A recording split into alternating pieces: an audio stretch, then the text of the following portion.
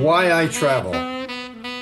I'm about halfway through a 16-day trip that has taken me through England and now Central Europe, the Czech Republic, Bavaria and Germany, Austria, Slovakia, and Hungary. And somewhere along the way, I was reminded of something I believed for a long time. That being that travel matters. Not because of the places you see, but because of what it does to you. I've always made travel a priority, not just for myself, but for my kids and now my grandkids. I felt strongly that exposure to the world is an essential part of a person's development. And it goes far beyond sightseeing. Travel stretches you. It puts you in environments where things are unfamiliar. Different languages, different customs, different ways of thinking. You're forced, in a quiet way, to adjust, to observe, to listen more carefully. I've been a devotee of Rick Steves for years, and I've come to agree with his view that travel can feel almost like a spiritual experience. Not in a formal sense, but in the way it opens you up. You begin to see the world differently, and maybe more importantly, you begin to see yourself differently. There's something powerful about stepping outside of your normal. When you're at home, it's easy to assume that the way you experience life is the way life is.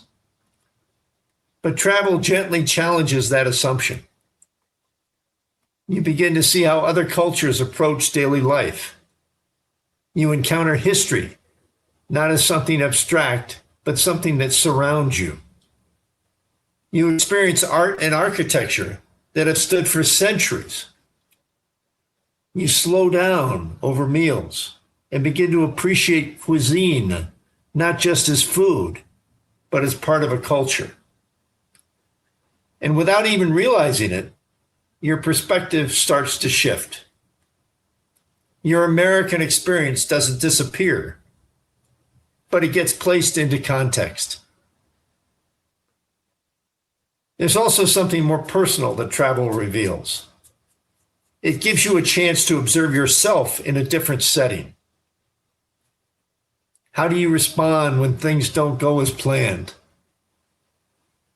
Or when you can't understand the language? Or when you're a bit uncomfortable or uncertain? Travel has a way of holding up a mirror. And if you're open to it, you learn a lot. And then there's the shared experience. Traveling with a partner, a friend, or a family creates something unique. It's not always smooth. There are moments of stress, missed trains, wrong turns, and occasional frustration. But working through those moments together creates a different kind of bond. You're not just seeing a place. You're living something together. One thing I've also been reminded of on this trip is how easy it is to miss it all. Even here, even now, you find yourself moving too quickly, trying to see the next thing, check the next box, stay on some invisible schedule. And then you catch yourself and you remember the best moments aren't in the plan. They're in the space between. And I'm being reminded of that on this trip in ways I didn't fully expect. Not just in the places, but in the experiences. Like staying in a hotel where every detail is considered. Or having an afternoon tea and finding out that it's not about tea at all, but about time. Small moments, really, but powerful in what they reveal. That's really what these trip podcasts are about for me. They aren't meant to be travel logs or lists of places to see.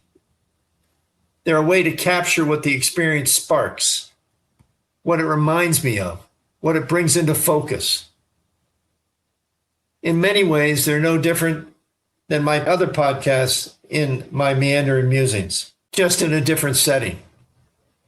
Still looking for the same thing, though.